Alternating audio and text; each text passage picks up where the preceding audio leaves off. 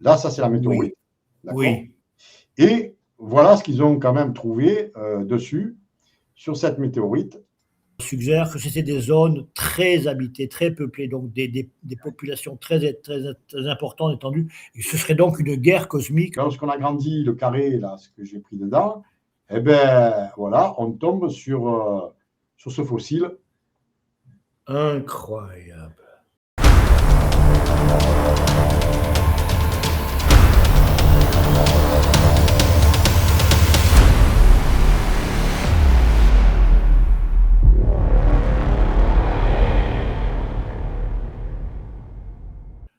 Bonjour à tous. Bonjour André, comment vas-tu? Bonjour Jean, ça va et j'espère que tu vas bien aussi. Bon, nous sommes donc sur la chaîne d'André AS et c'est une nouvelle capsule climatologique, comme André l'avait annoncé. C'est la troisième capsule pour présenter des caractéristiques, comme on dit, le climat, les caractéristiques physiques de la planète Mars, pour une manière à mieux encadrer ce qui sera présenté dans les prochaines vidéos, le témoignage d'André sur les programmes spatiaux secrets, un thème souvent débattu, mais encore très mal connu du grand public. Donc, merci encore, André, pour ton énorme travail sur ta chaîne, sur ton site, tes livres et les vidéos que tu as faites depuis plusieurs années. On a vu récemment les vidéos que tu as faites avec Nathalie. Est-ce que tu peux nous dire un petit mot sur Nathalie? Elle est médium, hein, faut savoir. Et en fait, c'est juste qu'elle a, euh, elle a visualisé des choses sur Mars avant de me connaître, des choses que moi j'avais vécues et trouvées avant même de la connaître. Et donc, c'est comme ça qu'elle a vu mes vidéos faites par Tricia Brett à l'époque et qu'elle m'a contacté et qu'effectivement, j'avais validé tout ce qu'elle m'a dit parce que ça correspondait. Donc, la visio à distance, effectivement, fonctionne très bien. Voilà. Oui, toutes ces facultés psychiques, hein, c'est Ouais. compliqué. Le voyage en conscience, le remote viewing, la visualisation en distance, les sortir du corps, ce sont toutes des thématiques qui ne sont pas toujours très claires, hein, à à distinguer, à identifier. Mais effectivement, c'est très, très important qu'effectivement, qu'il y ait des personnes qui ont des facultés psychiques, entre autres le remote viewing, hein. On connaît, tu sais que Tony Rodrigue dirige des ateliers de remote viewing maintenant aux États-Unis. Tu sais qu'il a fait récemment, Tony Rodrigue, un remote viewing sur la pyramide Awara. On a parlé de Gérald Garcia, tu as Oui, connu Gérald Garcia récemment, qui a été oui, l'un des traducteurs aux Rencontres galactiques en 2024 et en 2025 à Valence, oui. organisé par Chris Esson, bon, c'est tout cela. Et Gérald a traduit récemment si je ne me trompe pas, parce qu'il y a eu une interview de Tony Rodrigue sur une chaîne française par, tu sais, à Médecine. Il y a eu une émission également avec JP, le témoin de Michael Salah, le témoin présent, l'un des importants témoins, des plus importants témoins de Michael Salah depuis 1 ou 2 ans, parce que Michael Salah a interviewé beaucoup de témoins sur les programmes spatiaux secrets, comme tu sais. Mais Tony Rodrigue a Non. fait un remote viewing sur la pyramide Awara, qui est la pyramide au pied de laquelle se trouve le fameux labyrinthe d'Égypte, qui est un des monuments les plus mystérieux de l'Égypte antique, moins connu que les pyramides de Gizeh, les grandes pyramides, et monument à propos duquel le grand historien grec Hérodote disait que c'était le plus important monument de l'Égypte, plus important que ce qu'on appelait déjà la grande pyramide de Gizeh. D'accord. Mhm. Donc, imagine l'importance de ce site. Personnellement, je connais un peu ce dossier par hasard, entre guillemets, mais bien avant qu'on en parle. J'ai connu ce dossier à partir de 2018 parce que j'ai fait connaissance avec la personne, l'archéologue d'origine belge qui a redécouvert ce monument. Ça, c'est authentique. C'est Louis de D'accord. Cordier qui a redécouvert. Donc, on va en entendre parler bientôt. Tu vas voir sur les médias français, ça va sortir très bientôt sur les médias anglophones d'abord. Mais donc, coïncidence incroyable, Tony Rodrigue, que j'ai interviewé moi-même d'ailleurs en 2024 à Valence, eh bien, a fait il y a un mois, même pas un mois, un remote viewing sur la pyramide Awara. enfin, sur le labyrinthe qui est au pied de la pyramide d'Awara. D'accord. Il y a une vidéo, c'est sur, c'est la chaîne de, je ne sais plus si c'est la chaîne de Michael Salah, mais enfin, c'est facile à retrouver. D'accord. Donc, tout s'est fait goûter. Alors bon, revenons à nos moutons. Pour l'instant, ouais, quoique. Mouton Alors, marseillais. on va pas dire qu'il y a des moutons sur Mars, hein, n'anticipons pas. Ouais, N'anticipons pas. c'est sûr. Donc, troisième capsule climatologique. Donc, on a fait une capsule déjà, c'était en janvier, hein, si je ne me trompe. Non, en décembre, hein, en décembre, la première, ou en novembre, hein, je crois. La première capsule sur la climatologie, c'était la pression, la température, ses aspects physiques, la gravité sur Mars. Donc, et la deuxième capsule se concentrait, commençait déjà sur le cycle de l'eau, donc les nuages martiens, l'atmosphère martienne, on parlait du taux d'oxygène, ben, le taux d'humidité, bien sûr, les nuages martiens, donc des nuages qui disent qu'il peut y avoir de la pluie, donc il y a de la pluie potentiellement, ou plus que potentiellement, incontestablement. Et donc, on a abordé cette question de l'eau, de la présence des masses d'eau également, hein, tu as déjà abordé, donc des cours d'eau en surface, qui sont observables en surface ou qui sont en profondeur, des rivières souterraines, des masses d'eau souterraines, volumineuses également. Et tu as rappelé ben, les découvertes, enfin, ou les annonces des sites scientifiques. Hein, depuis plusieurs mois, on ne cesse de découvrir de nouvelles preuves de la présence, non seulement ancienne, mais actuelle, hein, contemporaine d'eau sur Mars. Donc, allons dans la vif du sujet. Tu vas développer cette question et d'autres. Alors, cette troisième capsule climatologique sur la chaîne d'André Haas. Alors, qu'est-ce que tu vas nous dire aujourd'hui? Eh ben, disons que là, oui, on s'est arrêté à. Enfin, on avait abordé la recherche, parce que l'eau, donc forcément, la température, l'eau, les profondeurs, l'eau, la vie. Donc, comme actuellement, ils sont en train aussi de rechercher des preuves de vie passée sur Mars. Mais en fait, d'après les recherches, et puis de toute façon, il y a quand même des informations qui sont là depuis un bon bout de temps, en fait, il semblerait que la NASA ait déjà trouvé des formes de vie microbiennes fossilisées, en tout cas, mais depuis au moins 1996. Donc, on voit bien, donc, il date de 2000, hein, d'accord? 2000. Voilà, le document date de 2000, mais il rapporte qu'en 1996, voilà, une équipe de scientifiques dirigée par David McKay du Johnson Space Flight, excusez l'accent marseillais, du centre de la NASA, voilà, qui a annoncé avoir découvert des preuves de vie fossile microscopique dans une météorite provenant de Mars. Alors, le nom de la météorite, ALH 84001, disons qu'il y a des études qui ont continué depuis, ont montré que ça soutient justement le fait qu'il y ait qu'il y ait vraiment une vie fossilisée, microbienne fossilisée dans cette météorite. Donc là, voilà. Là, ça, c'est la météorite. Oui. Et voilà ce qu'ils ont quand même trouvé dessus, sur cette météorite. Donc, on va déjà revenir là. Et ils expliquent dedans qu'ils ont retrouvé ce qu'ils appellent, ils contiennent des globules carbonatés teintés d'orange. Alors, ils expliquent bien que ça ressemble à des dépôts de grottes calcaires, et ce type de matériau ne peut se former qu'en présence d'eau liquide. Déjà, bon, on est toujours au niveau de l'eau. Donc, ils ont trouvé 3 types de preuves qu'ils ont interprétées en termes de vie microbienne ancienne sur Mars. Oui. Donc, les globules, là, on va grandir un petit peu, les globules qui contenaient des traces de composés organiques complexes appelés hydrocarbures aromatiques polycycliques, qui pourraient être les produits de désintégration des microbes. Ensuite, ils ont trouvé des globules qui contenaient des graines microscopiques de magnétite, un oxyde de fer magnétique et de sulfure de fer, 2 composés rarement trouvés ensemble en présence de carbonate, sauf s'ils étaient produits par métabolisme bactérien.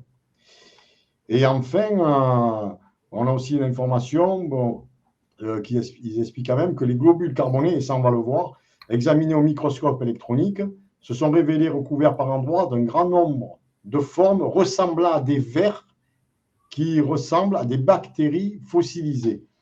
OK? Ces vers au microscope, les voilà. Hein. Donc on va. Oui, oui.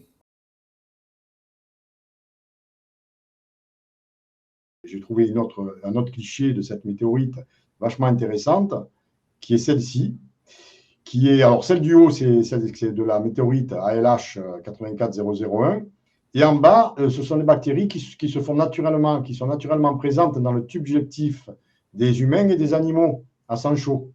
D'accord? Donc, c'est un microbiote intestinal. On le retrouve quand même chez les mammifères, quoi, hein, sur Terre. Donc, dans le microbiote des mammifères, hein, c'est quand même assez intéressant, quoi. Alors, André, je n'avais pas noté que tu allais enfin, je ne me souvenais pas à ce moment-là que tu allais représenter cette météorite. Et effectivement, j'ai suivi ça hein, quand c'est sorti. Je n'avais pas réalisé que c'était il y a si longtemps, en 96, je ne sais plus si on en a parlé plus longtemps, en 2000, mais quand c'est sorti, oui, j'ai suivi ça. J'ai suivi ça, et c'est très impressionnant. Et donc, les avis n'étaient pas à 100% unanime ou affirmatif, mais pour les scientifiques, il y avait la probabilité que ces formes soient des fossiles de bactéries. Là, on a des avis quand même de spécialistes qui ont continué à travailler là-dessus et qui démontrent quand même pas mal de points qu'on a énumérés tout à l'heure et qui peuvent être que produits logiquement par la biologie. Donc là, on a déjà, tu veux dire, des indices probants, ça date de 96, réétudié en 2000, sur une vie ancienne, une vie microbienne ancienne de quelques milliers ou millions d'années, voilà. Fossilisée. Voilà, bien sûr, bien sûr. Ils expliquent bien que la possibilité, et ça c'est l'avis scientifique encore une fois, que la vie existe aujourd'hui sur Mars a été renforcée avec la publication en juin 2000 d'images d'orbiteurs montrant des canaux d'érosion géologiquement frais sur des pentes des cratères martiens. Et je crois qu'on a regardé, tu nous as montré des images de ce type à la capsule 02. Donc les amis, allez regarder la capsule 02, effectivement. On a eu de très très belles images avec des formes d'érosion sur des découlements d'eau, hein, de cours d'eau au sommet de crêtes, de cratères. Et l'hypothèse étant qu'il y a des masses d'eau sous la surface hein, qui génèrent ces écoulements. Donc, allez voir dans la capsule 02, il y a de très très belles, très éloquentes images d'écoulements liquides. Enfin, de lits de cours d'eau, qu'ils soient secs ou pas, mais en tout cas, oui. Voilà. Donc là, nous avons aussi sur Astro Univers de 2026, hein, la NASA cache des preuves de vie extraterrestre sur Mars, selon les scientifiques. 2022, c'est pas très vieux non plus. Barry Di Gregorio, donc professeur de sciences au centre d'astrobiologie. Je crois que je pouvais l'agrandir. Non, on est en bas. OK. Donc, on ne peut pas l'agrandir. Centre biologie de l'université de Buckingham. Donc, a déclaré que la NASA dissimule des traces de fossiles d'activité extraterrestre sur Mars. D'accord ? Voilà, donc là, on peut agrandir par contre. Ce scientifique, il prévoyait depuis, alors on n'a pas vu l'article, mais 2022, je ne sais pas ce qui s'est passé, mais il prévoyait de publier un rapport explosif qui révélera, alors à l'époque, il disait qu'il révélera, une fois pour toutes, comment la NASA est au courant de cette découverte et comment l'agence spatiale américaine a choisi de cacher la vérité au public. Alors, on a cet article, mais bon, Monsieur Di Gregorio, je ne sais pas ce qui est arrivé, mais le rapport explosif, il a dû y péter dans les mains. Et donc, on a des fossiles dissimulés par la NASA, là, il continue. Donc, selon le chercheur, qui a déjà été qualifié de scientifique controversé, forcément, par de nombreux nouveaux médias Internet, donc la NASA pourrait ignorer sa découverte en raison de ses projets de mission habitée vers Mars dans les années 2030. Outre, l'agence spatiale affirme que les prétendus fossiles de Di Gregorio présentent comme des preuves extraterrestres sont en fait des cristaux de roche, comme d'habitude, qui font encore l'objet d'études. C'est toujours de la roche, quoi qu'il en soit. Ce scientifique, donc il est quand même un spécialiste de la vie microscopiques sur Terre. Hein. Il explique quand même comment certaines des images transmises par le rover Curiosity montrent clairement des motifs similaires aux traces fossiles ordoviciennes trouvées sur Terre. Mais on parle quand même de spécialistes là. C'est pas juste quelqu'un de la NASA qui dit non, non. Alors, il continue. Ces fossiles apparaissent comme des êtres vivants qui vaquent à leur occupation, laissant des traces plutôt que des restes de créatures elles-mêmes. Ainsi, Di Gregorio pense que les fossiles sur Mars présentent des preuves de créatures à corps mou qui ont existé à un moment donné sur la surface martienne. Donc, lors d'une interview avec le Daily Express, il a déclaré « S'il n'y a pas de traces de fossiles, quelle autre explication géologique la NASA va-t-elle trouver ?» Il pose la question. Hein. La NASA a tourné le dos à l'idée d'obtenir des données sur ce sujet. L'ordre est venu du quartier général de déplacer le rover de quelques points suivants. Vers le point suivant. Oui, oui. Donc, ils n'ont pas jugé que c'était assez important pour y jeter un coup d'œil. J'ai trouvé cela très étrange, malgré le fait que le cratère Gale a probablement accueilli une série de lacs pendant des milliards d'années. Nous parlons de quelque chose qui pourrait avoir été l'équivalent de la période de l'Ordovicien sur Terre. L'Ordovicien, c'est quand même intéressant d'avoir ces informations-là. C'est une période géologique, c'est une des périodes géologiques. C'est celle sur des millions et c'est ça. Sur l'histoire de 4 à 5 milliards, l'histoire de la planète Terre. Donc, je ne sais pas moi non plus à quoi ça renvoie, mais ça renvoie à des centaines de millions d'années. D'autre part, l'agence spatiale affirme que ce que le professeur a trouvé sont probablement des cristaux, encore une fois. Cependant, Di Gregorio se défend, affirmant que cette explication n'a aucun sens. Les cristaux ne sont pas ramifiés ou tordus. Selon lui, il pourrait s'agir d'un phénomène similaire, encore une fois, à la période ordovicienne de la Terre, qui s'est déroulée, justement, il y a à peu près 485 à 444 millions d'années. Voilà. Et il pose encore la question, pourquoi la NASA a-t-elle ordonné au rover Curiosity de poursuivre sa route sans étudier les fossiles? Personne ne le sait. Cependant, malgré les critiques, Di Gregorio n'est pas le seul à croire qu'il y a eu de la vie sur Mars. Et là, on parle d'ailleurs d'un scientifique qu'on a discuté tous les deux.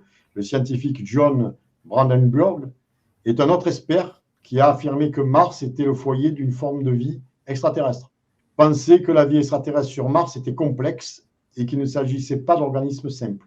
Voilà. Ce n'est pas la première fois que la NASA est accusée de simuler ce genre de choses. Donc, voilà. Donc, est-ce que tu penses de cet article, toi? Oui, alors le premier point, donc revenons donc à Di Gregorio, le chercheur Di Gregorio. Donc en fait, Di Gregorio expose qu'il prétend et affirme avoir découvert des fossiles sur Mars et des fossiles d'organismes vivants évolués, entre guillemets, qui sont plus évolués que des bactéries en tout cas. On trouve, mais qui remonterait à une période ancienne, donc à l'équivalent de ce qui a été la période ordovicienne sur Terre, d'accord. Sur Terre, c'est une période qui date de 450 à 480 millions d'années, apparemment, ce que je viens de lire. Et donc la NASA a ordonné au rover, donc Curiosity, de poursuivre son chemin, ne pas étudier ces fossiles qui ont été identifiés par ce chercheur Gregorio. C'est révélateur, encore une fois, semble-t-il, que la NASA ne veut pas attirer l'attention de manière trop forte sur des traces très claires, évidentes, de vie qui serait supposée en plus être ancienne, a priori. Ou alors, qu'est-ce qu'ils redoutent exactement? On ne sait pas. Peut-être que cette vie ancienne peut suggérer que la vie serait peut-être finalement pas si ancienne que cela. Enfin, apparemment, ils ne veulent pas, en tout cas, laisser la réflexion du public se diriger vers ce point. Ça fait poser plus de questions qu'autre chose, finalement. Pourquoi la NASA n'encourage-t-elle pas plus ce type de recherche? Pour la question, oui. Là, je vois la photo qui est derrière toi, donc avec à gauche la Mars telle que c'est aujourd'hui et à droite telle qu'on sait que c'était, avec d'immenses océans et probablement des terres avec beaucoup de végétation. dans les océans et sur les continents. Donc, à cette période. Sachant que quand même, on a des clichés qui ont été pris par Hubble, où j'ai montré que en vérité, elle n'est pas rouge, comme on le voit derrière, du côté rouge. Elle est, on va dire, entre les deux. C'est un mix de ce que j'ai derrière, finalement, hein, si on regarde bien. Il y a quand même des teintes, et il y a l'atmosphère. On voit bien, enfin, on a vu les clichés. Il faut revenir aux capsules, aux 2 premières capsules pour les voir. Hein, et on voit bien sur la première capsule aussi, où on montre bien qu'il y a une atmosphère, quoi, et des nuages et tout ça. Oui, c'est ça. Ça m'a fait plaisir de revoir, de revoir le fossile là, de 1996, extraordinaire, hein, cette image avec ces vers, enfin ces bactéries en forme de verre, hein, c'est tellement impressionnant. John Brandenburg, alors il faut, Ouais. on en avait parlé, toi et moi, Oui. ouais, dans des entretiens privés, sur téléphone, en vidéo, et je t'avais dit que j'ai eu la joie, le grand honneur, hein, un grand honneur, un privilège de traduire une interview et donc de participer à une interview sur un média français qui est à la mode, disons, qui existe toujours, c'est UFO Conscience. Et on a fait de belles interviews avec Olivier, avec des auteurs étrangers, des grands bonhommes, crois-moi. Charles Hall, si tu fais la recherche, c'est le témoin sur les grands blonds, tu vois, les tall whites. Une réalité extraterrestre très important, André, que tu découvriras le moment venu. Charles Hall, vraiment un grand privilège. C'est la seule personne, Olivier Théona, à avoir interviewé Charles Hall en France. Donc, ne serait-ce que pour ça, j'aurais toujours ma plus grande estime pour le grand Olivier de Sedona, l'animateur de UFO Conscience. D'accord. Et John, bon, je ne vais pas citer tous les auteurs, les chercheurs passionnants qu'on a, des grands noms, hein, qui ne sont pas les starlettes de l'ufologie française que l'on nous sert sur les médias aujourd'hui. Des vrais grands noms. Donc, John Brandenburg, qui est un scientifique, astrophysicien, un spécialiste des plasmas, la physique des plasmas. Et donc, qui affirme, bon, l'interview, il était très discret dans l'interview, il n'était pas trop radical ce qu'il nous disait en enregistrement. C'est pas la totalité de ce qu'il nous disait en privé, tu vois, des choses qu'il ne peut pas exprimer très librement. On comprend qu'en fait, il sait que la vie sur Mars n'est pas si ancienne qu'on veut bien nous croire, ou nous le faire dire, c'est-à-dire il y aurait plusieurs centaines de millions d'années, dont la vie sur Mars a probablement été il y a beaucoup plus récemment. Il ne parlait même pas de la vie contemporaine actuelle sur Mars, qu'on abordera bientôt avec toi, quand on sera dans le vif du sujet. Mais oui, il a écrit entre autres sur les 2 explosions nucléaires qui ont frappé Mars dans la région polaire nord, hein, la fameuse région de Sidonia, hein, comme tu es au courant. 2 explosions nucléaires qui auraient 2 détonations qui se seraient produites dans l'atmosphère.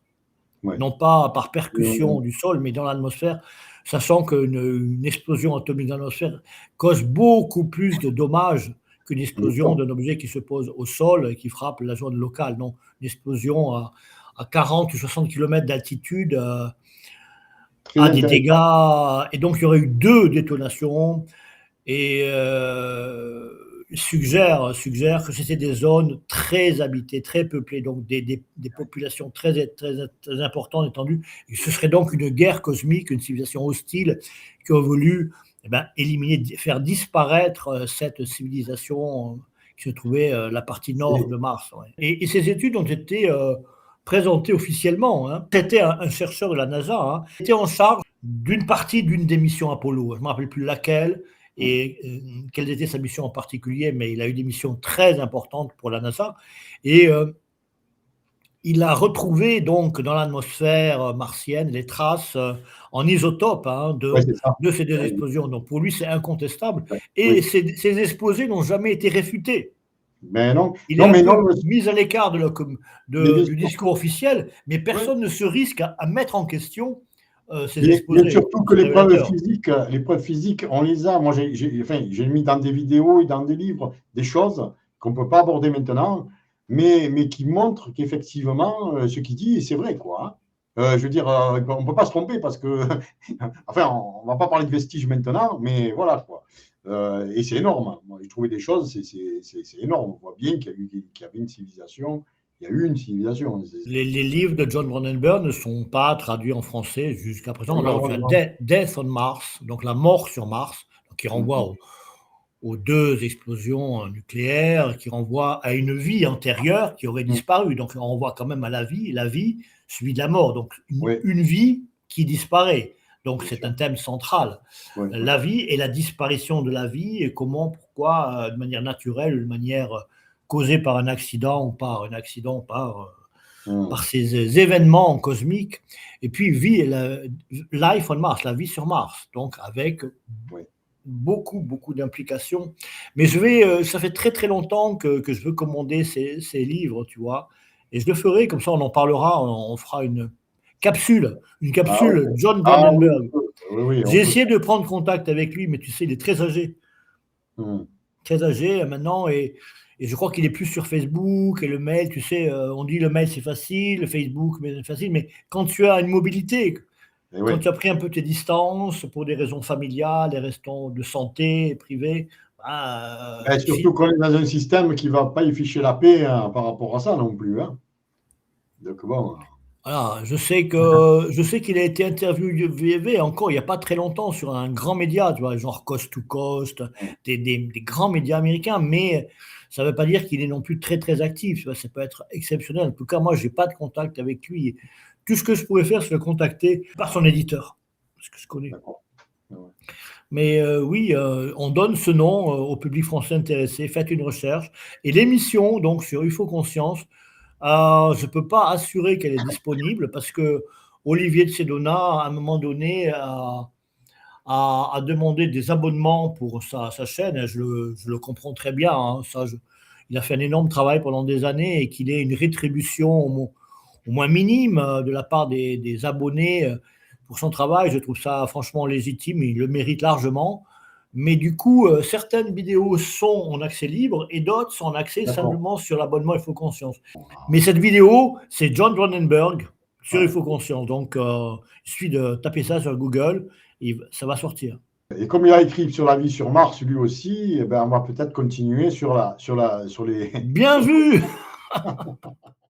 Je reprends sur les crampons. Et qu'est-ce qu'on a en comparaison? On a ce qu'on appelle les crinéoïdes terrestres. Apparaissent il y a plus de 525 millions d'années et ont joué un rôle majeur dans les écosystèmes marins anciens, formant de véritables prairies sous-marines. D'accord? Donc déjà, on trouve ce cliché. Bon, on pourrait dire, ouais, c'est une roche qui ressemble. Mais on va aller plus loin, parce qu'on a, si on n'avait que ça, effectivement, à se mettre sous la dent, voilà.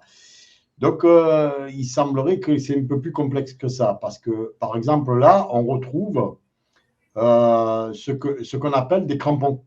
Hein. Les crampons, pareil, quoi. Alors, on va l'agrandir aussi. Alors attends, dis-nous, quel est le rover d'abord? On est avec On est Curiosity. avec Curiosity. D'ailleurs, c'est marqué en haut, c'est Sol 137. Hein. Alors Sol 137, ça renvoie à une journée, c'est bien ça. Tout à fait. C'est une journée.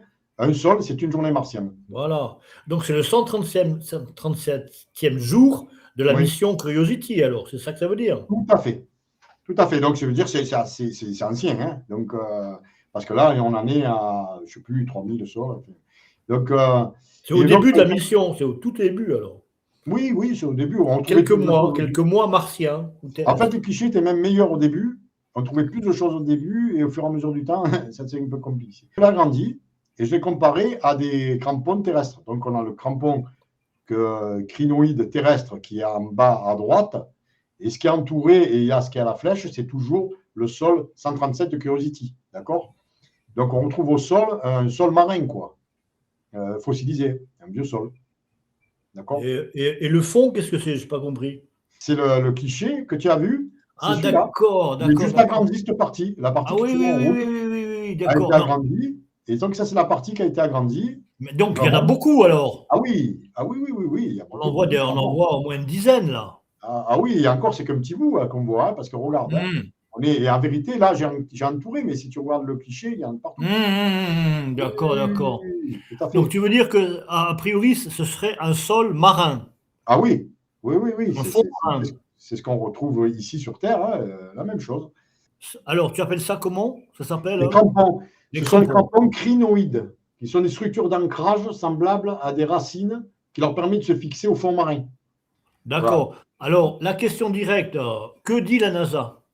Ou Rien. que ne dit rien? Que ne dit pas la NASA? Que ne dit rien à NASA, rien.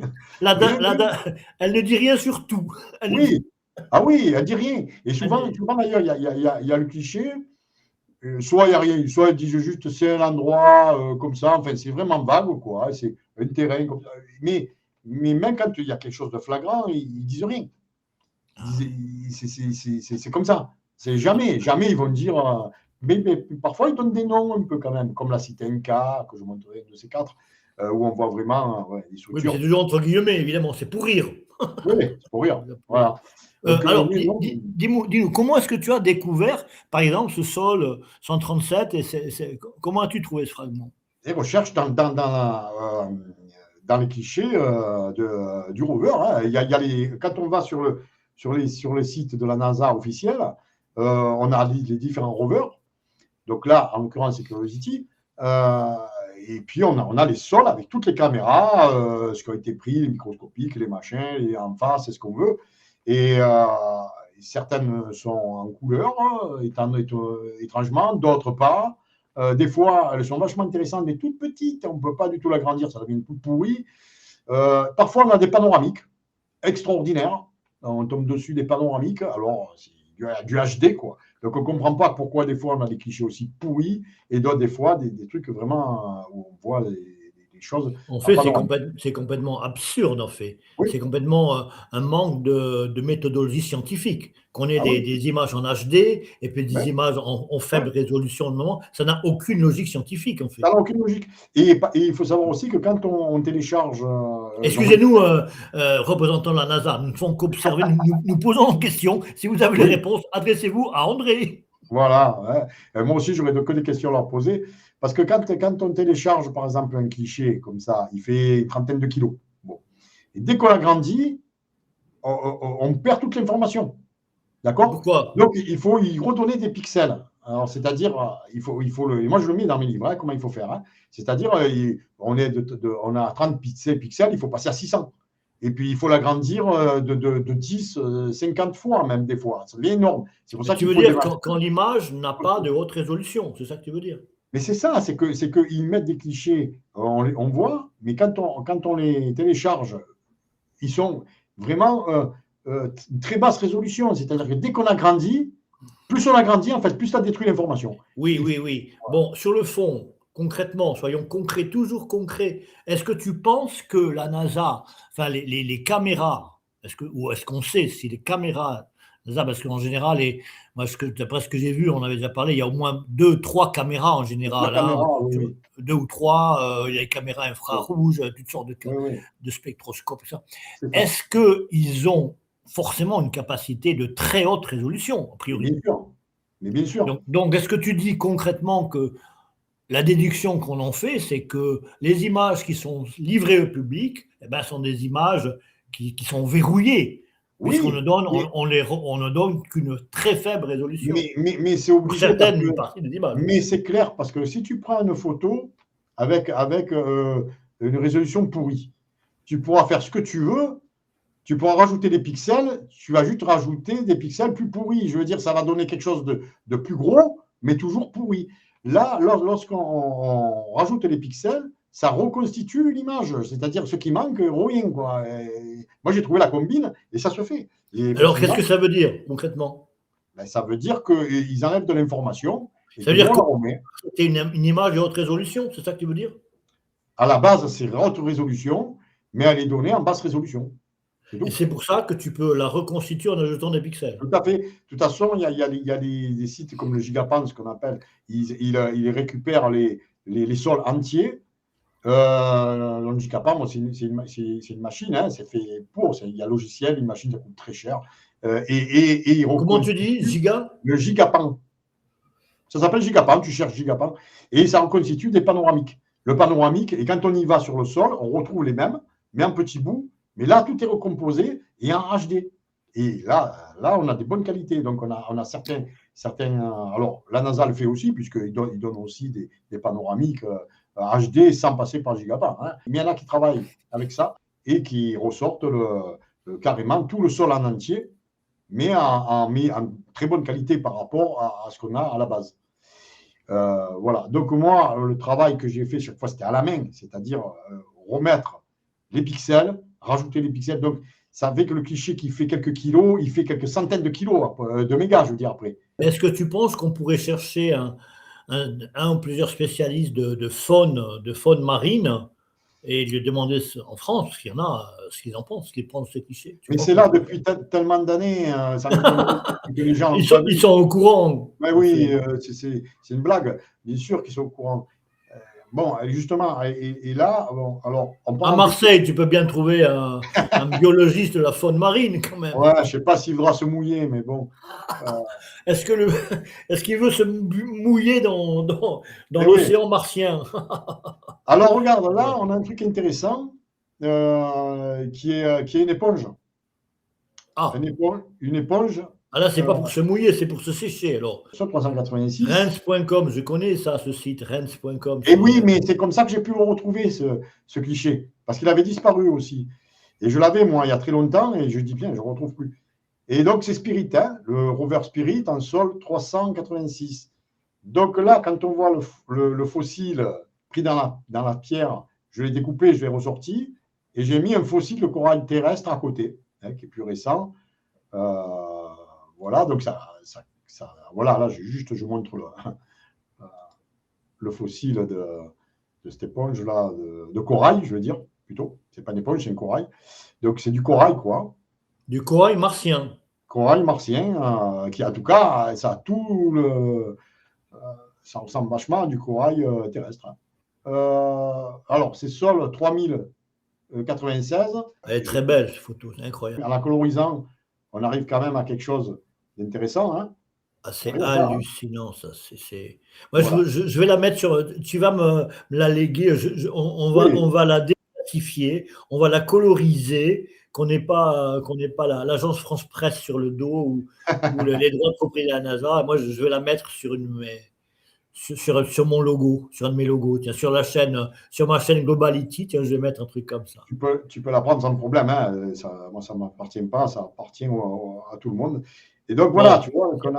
Si la NASA le permet, franchement, c'est extraordinaire. La NASA le permet parce qu'il faut regarder les conditions. Moi, je les ai regardées avant. L'utilisation, ouais. Les autorisations, il n'y a aucun problème. Hein. Je les ai mis au fond en bas de mes livres. Parce que là, tu comprends bien que c'est comme une fleur. C'est une fleur fossilisée. C'est une plante, en vérité. On va rentrer un petit peu dans quelque chose d'un peu plus complexe maintenant, légèrement. Alors, on ne va pas aller trop vite, mais tranquillement quand même. Le sol 551. Lorsqu'on agrandit le carré, là, ce que j'ai pris dedans, eh bien, voilà, on tombe sur ce fossile. Incroyable. Ouais, le voilà, là, je l'agrandis ici. D'accord. Bon, là, donc, on a donc le fossile. D'ailleurs, c'est bien marqué fossile d'ammonite, mollusque céphalopode marin disparu il y a environ 66 millions d'années à la fin du Crétacé. On a ça dans la roche, hein. Donc, on a des fossiles d'ammonite sur Mars. Voilà. Là, je l'ai agrandi en bas et je vais comparer avec un fossile d'ammonite terrestre. Ce qui suggère qu'effectivement, bah oui, la vie sur Mars s'est épanouie autant que sur la vie sur Terre. Hein. Ça suggère implicitement, évidemment. Et oui, parce que bon, après, on peut dire toujours que c'est la pareidolie, les roches qui n'arrêtent pas de mimer les choses.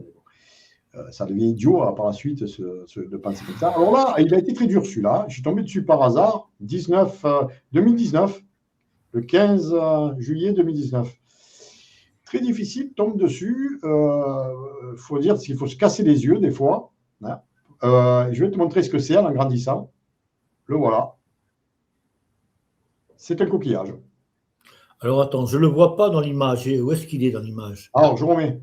Mais dans l'image, là, tu vas avoir du mal parce qu'il est très petit. Il est tout en bas. Ah oui, il est dans le carré rouge, là. Voilà, attends, Ah je ben vais, oui, oui, dans le carré rouge, voilà, j'ai un peu agrandi, d'accord? Il est dans le carré rouge. d'accord. Ouais, dans le carré rouge, Ouais, donc d'accord. il a fallu l'agrandir beaucoup. Et Mais lorsque l'a comment est-ce que tu es arrivé à observer ça, André? ben, Tu il ne est le dis pas, en tombé au fait. hasard, hein, d'un coup, je dis, oh, mais c'est un coquillage, ça. C'est Mais tu as une l'observation. vue d'aigle, tu es un aigle humain. Ouais, bon, c'est peut-être, je sais pas, peut-être l'habitude à force de me casser les yeux sur les clichés. Et donc, on a ce coquillage, voilà, j'ai mis, lorsqu'on a comparé hein, à une espèce de mollusque gastéropode marin. Hein. Voilà. À mon C'est ce avis, qu'on il doit y avoir une forte parenté génétique entre les gastéropodes martiens et les gastéropodes terriens, hein. Ouais, il y a Peut-être quelque chose. Mais bon, il y a un c'est énorme clairement. travail pour les scientifiques, hein. Quand on explorera effectivement les fossiles marins de Mars, je pense que les biologistes vont se régaler, hein. Ah, ben oui, oui, bien sûr. Mais tu sais, tu comprends très bien que s'ils veulent, ne serait-ce qu'au Ouais. niveau fossile, là, si demain on dit on va coloniser et on va te dire si. Et non, non, non, non, il faut d'abord qu'on étudie le passé martien. On ne va pas faire ça. Donc on ne va pas le laisser faire. Il vaut mieux qu'ils disent pas qu'ils disent qu'il n'y a rien.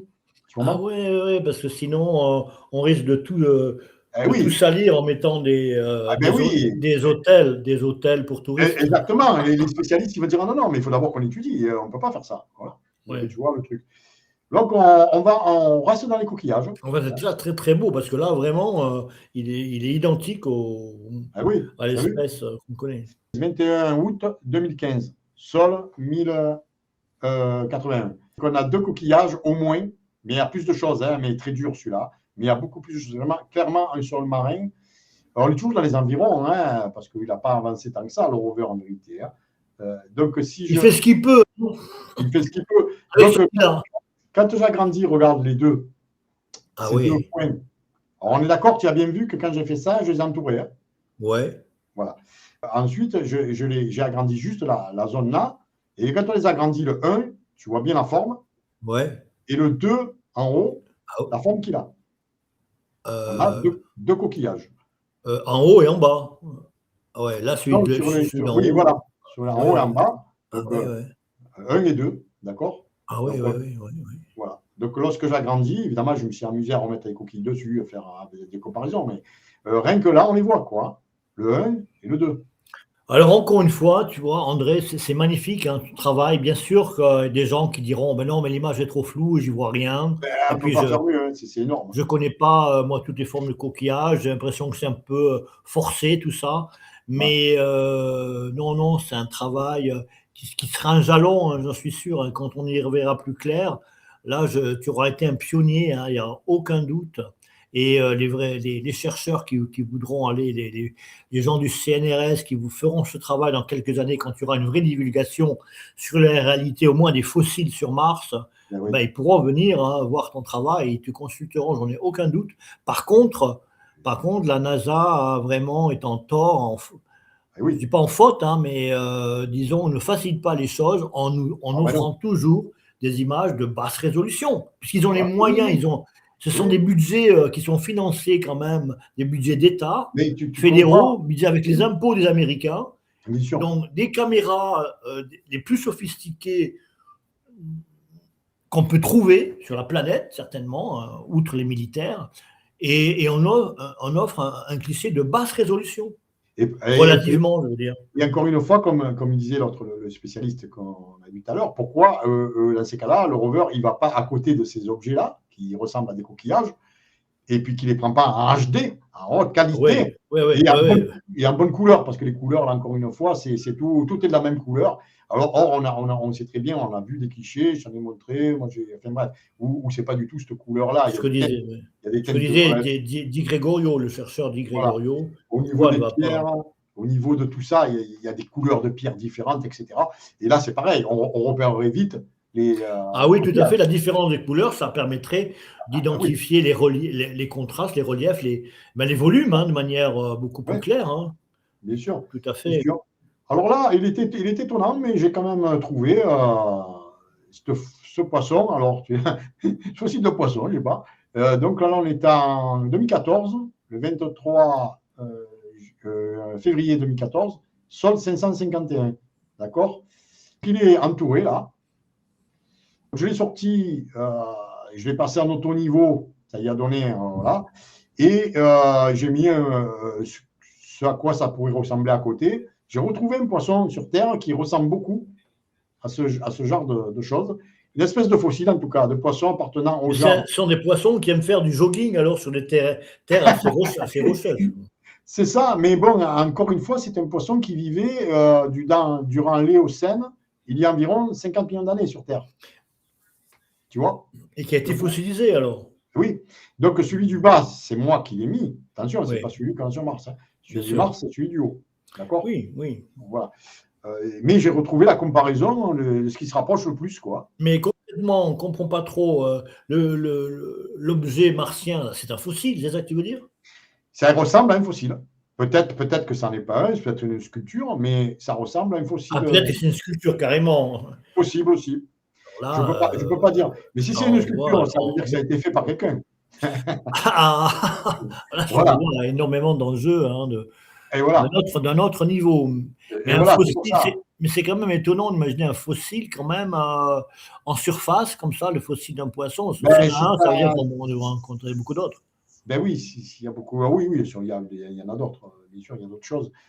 Ici, alors, celui-là, il est marrant, hein, il est pas mal. Hein. J'ai trouvé qu'il était vachement pas mal. Donc, celui-là, j'ai trouvé il y a déjà un moment, d'ailleurs, 2017, c'est sûrement l'année où je l'ai trouvé aussi. 18 janvier 2017, sol 1583. Et là, ben, tu reconnais ce que ça peut être. Hein. Voilà. Bernard Lhermitte. Ah oui. Fossilisé. Ah donc, oui. Ah oui, donc, effectivement. Moi, je veux bien que ma foi, ça ressemble, mais enfin, on voit les yeux. Ah oui, le Bernard Lhermitte, tellement impressionnant. Oui. Ben oui, donc moi, j'ai mis en bas, évidemment. Là. C'est toujours une comparaison. Mais bon, Bernard Lhermitte, fossilisé, que j'ai mis en bas. Crustacés décapodes de la superfamille. Alors, encore une fois, le nom, il s'écrit un petit Paguroidea, proche des crabes, mais sans carapace, rigide pour se protéger. Il se cache dans des coquilles vides de gastéropodes, justement. Voilà. Donc, celui-là est intéressant aussi. Hein. Merci pour cet exposé, André, et donc à très bientôt pour